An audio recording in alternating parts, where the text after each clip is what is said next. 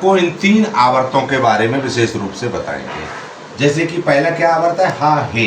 हा की spelling H, हे की स्पेलिंग एच ई। फिर लिवेव किनोफने, तो इसकी स्पेलिंग लिखो एल आई, लिवेव किनो और फने, लिवेव किनो फने। फिर तीसरा है नमगाल सिपस किलार। हम इन्हीं 3 के बारे में आपको बताएंगे, नमगाल सिपस किलार, नमगाल सिपस किलार।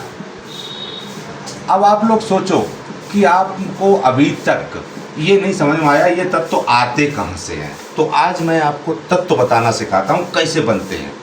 कोई भी तत्व बनता है, देखो ये पहली लाइन की सबकी संयुक्ता होती है +1 संयोजकता, और इसकी +2, इसकी +3, समझते जाओ, इसकी प्लस माइनस दोनों में 4, और इसकी फिर 4 से -3, -2 और -1 और 0।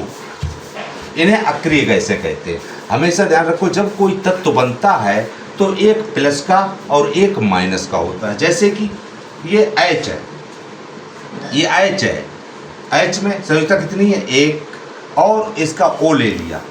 अब सोचते हो पानी कैसे बनता है, इसकी संयुक्ता कितनी है, -2। तो ये लिखे कैसे जाते हैं, ये जब तत्व बनता है तो इसकी संयोजकता इस पे चढ़ा दी जाती है और इसकी इस पे, तो एक हो तो छोड़ देंगे।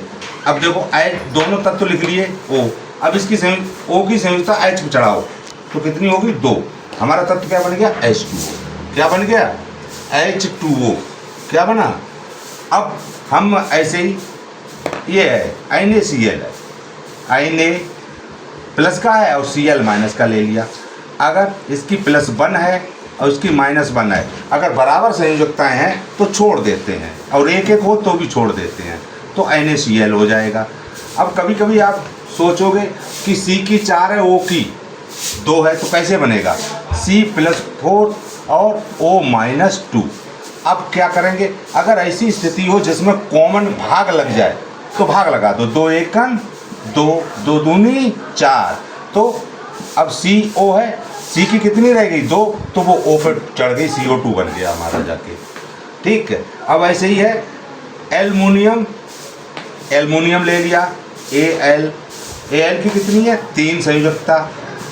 अब हम इन्हें बताएं तो जो बाद में होता है इन अन होता है, जन अन इन सब छोड़ दो, आइड जोड़ दो। तो जैसे सोडियम है और क्लोरीन, इन छोड़ दो, तो